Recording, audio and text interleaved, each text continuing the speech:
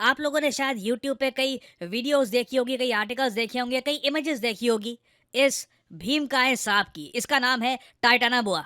लंबे समय तक पूरी दुनिया ये मानती थी कि ये अब तक का पूरी धरती के इतिहास का सबसे ज्यादा बड़ा सांप था। इसकी लेंथ माना जाता है 14 मीटर से भी ज्यादा थी। और बिल्कुल टाइटानाबोआ अगर घात लगाकर बैठे तो एक बार को टीरेक्स जैसे डायनासोर को भी ये निपटा सकता था। मगर रिसेंटली इंडिया में एक ऐसी डिस्कवरी मिली है, एक प्राचीन सांप के ऐसे फॉसिल्स मिले हैं जिससे हमारी समझ हिस्ट्री के बारे में कंप्लीटली बदल गई है। टाइटेनाबोआ इतिहास का सबसे बड़ा सांप नहीं था, ये टाइटल जाता है वासुकी इंडिकस को।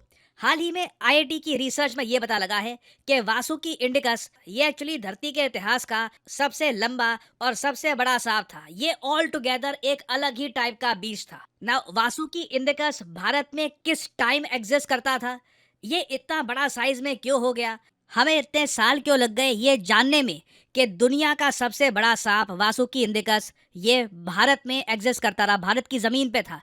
हमारे देश में देखिए हम लोग एक्सप्लोरेशन पेलेंटोलॉजी पर पैसा खर्चते ही नहीं है और हमें पता ही नहीं है कि हमारी धरती के नीचे कितने राज छुपे हैं, कितने सारे प्राचीन डायनासोर्स, प्राचीन क्रीचर्स थे, भीमकाय क्रीचर्स जो एक टाइम पर भारत की धरती पर चला करते थे ना। सबसे पहले तो ना आपको एक बहुत ही इंटरेस्टिंग मैप दिखाता हूँ। आज से 50 मिलियन साल पहले धरती का मैप ऐसा हुआ करता था। जो वर्ल्ड मैप आज के समय हम देखते हैं, आप नोटिस कर पाओगे ये वर्ल्ड मैप कितना डिफरेंट है। यूरोप के बहुत सारे हिस्से पानी में डूबे हुए हैं। इंडियन सब कॉन्टिनेंट जो आज के समय modern day Republic of India है, पाकिस्तान, बांग्लादेश, इवन श्रीलंका, ये अभी तक यूरेशिया से टकराए भी नहीं है। तो मतलब कि हिमालयन माउंटेन्स अभी तक बने भी नहीं है। अफ्रीका के बहुत सारे हिस्से पानी में डूबे हैं, साउथ अमेरिका का बहुत सारा हिस्सा पानी में डूबा है। ये कंप्लीटली एक अलग ही दुनिया थी। जो तापमान था धरती का ये काफी ज्यादा था। इंसानों का नामो निशान नहीं था। होमोसेपियंस छोड़िए, केवमैन भी आपको इस एरा में नहीं मिलेगा। पूरी धरती पर या तो भीमकाय जीव थे या फिर मैमल्स थे जो अपनी एवोल्यूशन की बहुत ज्यादा अर्ली स्टेज पे थे। इसके बारे में भी आपको और बताऊंगा, मगर सबसे पहले तो ना एक साइज कंपैरिजन देखते हैं कि वासुकी इंडिकस एक टाइटेनाबोआ से साइज में कितना बड़ा था। मैक्सिमम साइज हम मान के चलते हैं एक टाइटेनाबोआ जो आज से 60 मिलियन साल पहले एग्जिस्ट करता था, primarily modern day south American continent में। इसका साइज मैक्सिमम माना जाता है 14 से लेकर 14.5 मीटर के आसपास था, जबकि वासुकी इंडिकस कन्विंसिंगली 15 मीटर से भी साइज में बड़ा था। ये साइंटिस्ट आज के समय मान रहे हैं। और ऑब्वियसली आप अगर वासुकी इंडिकस और टाइटेनाबोआ के साथ में एक ह्यूमन बीइंग का कंपैरिजन करोगे तो वो साइज में कुछ भी नहीं होगा। इन दोनों भीमकाय सांपों के सामने अगर एक ह्यूमन बीइंग होता तो उसके बचने के कोई चांसेस नहीं थे। और सबसे इंटरेस्टिंग बात देखिए कि जब पेलियंटोलॉजिस्ट को, बाय द वे पेलियंटोलॉजिस्ट एक ऐसा आदमी होता है जो फॉसिल्स को स्टडी करता है, जब सबसे पहले वासुकी इंडिकस के फॉसिल्स मिले गुजरात के कच्छ एरिया में, वहां पे एक लिग्नाइट माइन है, वहां पे अचानक से ये फॉसिल रिमेन्स मिले। इनिशियली पेलियंटोलॉजिस्ट को, साइंटिस्ट को लगा कि मोस्ट प्रॉब्ली ये एक क्रोकोडाइल था, एक क्रोकोडाइल ही होगा क्योंकि जो साइज था हड्डियों का, साइंटिस्ट पेलियोंटोलॉजिस्ट इमेजिन नहीं कर पा रहे थे कि एक सांप इतना बड़ा हो सकता है साइज में। क्योंकि अगर ये एक सांप होता तो इसका साइज डेफिनेटली टाइटेनाबोआ से भी बड़ा होता, और ये बात मानने को कई लोग रेडी नहीं थे। धीरे धीरे और डिस्कवरीज हुई और स्टडीज हुई और इवेंचुअली पता लगा कि नहीं, जिसको हम क्रोकोडाइल मान रहे थे ये तो एक्चुअली एक सांप था। और फिर फाइनली इसे एक नाम भी दिया गया, वासुकी। ये नाम भी बहुत ही इंटरेस्टिंग है। आपने काफी बार शिव जी की मूर्ति, शिव जी की इमेजेस देखी होंगी और आपने नोटिस किया होगा कि हमेशा उनके कंधों पे, उनकी गर्दन के पास एक सांप है ना। जो ये सांप है ना, इसका नाम है वासुकी। और हिंदू रिलीजन में मान्यता है कि वासुकी है the king of all serpents, सबसे ताकतवर सांप। और सबसे फैसिनेटिंग बात यह है कि इस सांप के बारे में जापानीज और चाइनीज कल्चर्स में भी आपको वर्णन मिलेगा। हालांकि जापानीज और चाइनीज लैंग्वेज में अलग नाम से बुलाया जाता है वासुकी को, मगर वो लोग भी मानते हैं कि बिल्कुल एक भीमकाय सांप एग्जिस्ट करता था। और चाइनीज और जापानीज मैथोलॉजी में माना जाता है कि ये 8वां ग्रेट ड्रैगन था। तो अब आप समझ गए होंगे कि जब दुनिया का सबसे बड़ा सांप मिला तो ये क्यों डिसाइड किया गया कि इसका नाम होगा वासुकी इंडिकस। इंडिकस क्योंकि इसकी खोज भारत में हुई है। और जितना इस प्राचीन क्रीचर की फॉसिल्स को स्टडी किया गया है, हमें ये भी पता लगा है कि इसके अटैक करने का तरीका मॉडर्न डे एनाकोंडा जैसा हुआ होगा। इतना बड़ा शरीर लेकर मोस्ट प्रॉब्ली ये फास्ट अटैक्स तो करता नहीं होगा, ये घात लगा के बैठता होगा। और जिस तरीके से एनाकोंडा बस वेट करता है अपने प्रे का, जैसे ही प्रे पास आता है इमीडिएटली अपनी कंप्लीट स्ट्रेंथ से उसको मार देता है, सेम टाइप का ही अटैक वासुकी इंडिकस भी करता होगा। और अगर यहाँ पे आपका सवाल ये है कि क्या वासुकी इंडिकस ने कभी टायरानोसोरस रेक्स या फिर किसी बड़े डायनासोर को मारा होगा, देखो यहाँ पे एक बात मैं क्लियर कर दूं, बिल्कुल यूट्यूब पर और जगह हम लोग एंटरटेनमेंट के लिए काफी बार इमेजिनेशन के हिसाब से सिनेरियो बनाते हैं कि जी एक टायरानोसोरस रेक्स अगर लड़ता एक टाइटानाबोआ से या फिर किसी और डायनासोर से तो क्या रिजल्ट होता। आपने देखा होगा, लोगों को काफी मजा आता है देखने में, काफी मूवीज भी बनती है इसको लेकर, Jurassic park for example. But in reality हमें यहाँ पर एक बात समझनी होगी, डायनासोर्स पूरी धरती से एक्सटिंक्ट हो गए थे 66 से लेकर 69 मिलियन साल पहले। और वासुकी इंडिकस की जो फॉसिल्स मिली हैं, ये माना जा रहा है कि करीब 47-48 मिलियन साल पुरानी है। तो नहीं, मोस्ट प्रोबेबली वासुकी इंडिकस ने किसी डायनासोर को देखा भी नहीं होगा। अगर जो कंटेम्प्रेरी टाइमलाइन है इसको अगर हम फॉलो करें तो यही निष्कर्ष निकलता है। अब अगला सवाल आपका ये होगा कि अगर वासुकी इंडिकस के टाइम में डायनासोर्स थे ही नहीं तो ये साइज में इतना बड़ा कैसे हो गया? वेल, इसके कई रीजन है। सबसे बड़ा रीजन तो मैं कहूंगा द रोल ऑफ क्लाइमेट।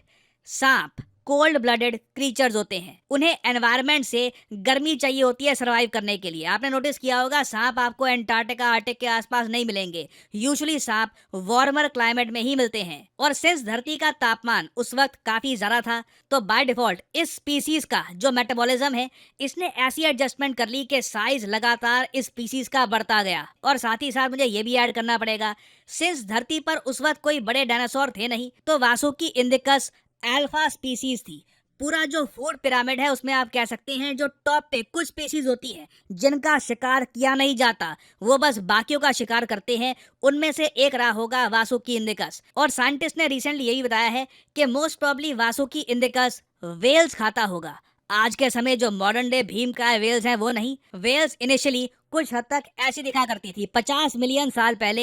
ये था अर्ली फॉर्म वेल्स का। धीरे धीरे इवॉल्व करके वेल्स एक कंप्लीटली एक्वाटिक स्पीसीज बन गई। और इंटरेस्टिंगली जो मॉडर्न डे वेल्स हैं, इनकी जो शुरुआत है ये मॉडर्न डे इंडिया पाकिस्तान का जो रीजन है यहीं पर हुई थी। तो आप सोच कर देखिए वासुकी इंडिकस के लिए सिचुएशन कितनी फेवरेबल रही होगी। इसका शिकार करने वाला कोई है नहीं, आसपास जो भी मैमल्स हैं, जो भी क्रीचर्स हैं, साइज में इससे काफी छोटे हैं, तो फूड की कोई कमी नहीं थी, क्लाइमेट इसके पक्ष में था, तो साइज में ये लगातार बड़ा होता गया। और अगर यहाँ पे आपका सवाल है कि वासुकी इंडिकस विलुप्त कैसे हुआ, देखिए स्पीसीज आती हैं और काफी बार एक्सटिंक्ट हो जाती हैं कई कारणों की वजह से, क्लाइमेट में कुछ बदलाव हो गए। और उसके अलावा क्या हमें ये भी समझना होगा कि बहुत ही जल्द जिस जगह पे वासुकी इंडिकस था, जिस कॉन्टिनेंट पे वासुकी इंडिकस था, ये कॉन्टिनेंट टकराने वाला था यूरेशियन कॉन्टिनेंट से। तो एक बहुत ही बड़ा जियोलॉजिकल इवेंट भी होने वाला था जिससे क्लाइमेट में, फूड सप्लाई में बड़ा चेंज आया होगा और वासुकी इंडिकस जैसे सांप इवेंचुअली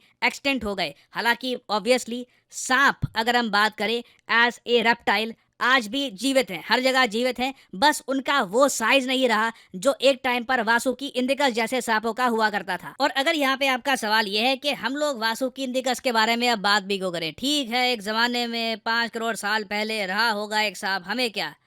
देखिए ये आज के समय एक इंडस्ट्री है जो हम टैप नहीं कर रहे।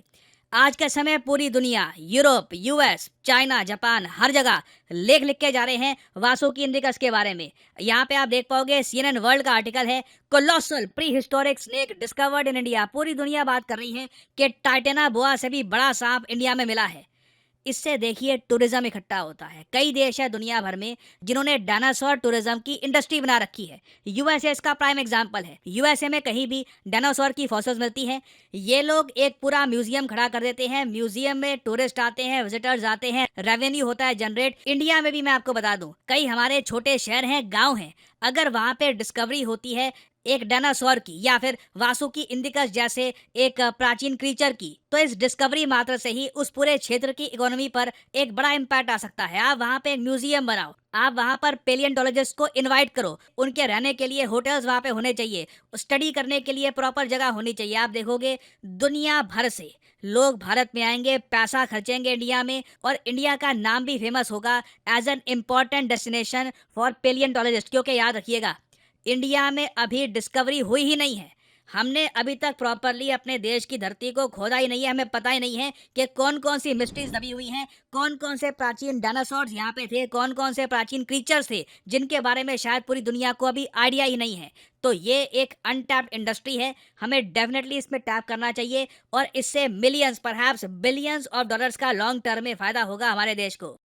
फाइनली मैं यहाँ पे आपसे सवाल पूछूंगा कि जो ये टर्म है डायनासोर या फिर उस वक्त 1842 में इसको कहा जाता था डायनासोरिया, ये टर्म किसने सबसे पहले बनाई थी? ये है यहाँ पे आपकी option Alfred Russel Wallace, option B Richard Owen, option C Mary Stuart या फिर option D Charles Darwin. Comment section में करिए उत्तर। जो लोग सही आंसर देंगे उनकी कमेंट को मैं हार्ट दे दूंगा ताकि बाकी लोग समझ पाएं कि सही उत्तर क्या है।